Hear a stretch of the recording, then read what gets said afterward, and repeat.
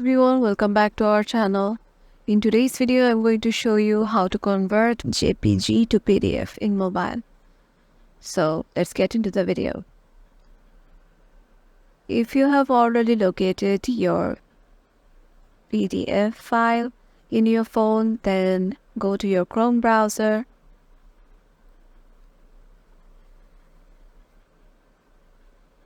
Then search for I love PDF. Then here, as you want to make PDF of photos, then just click on I love PDF and then search for JPG to PDF. As you can see, there is an option convert JPG images to PDF in seconds. So click on it. Then here they will give you an option to select your JPG image.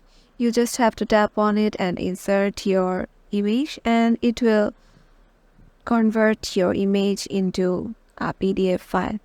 So yeah, that's it. Then you have to just download it. If this video helped you out, make sure to give it a thumbs up and subscribe to our channel, and we'll see you in the next video.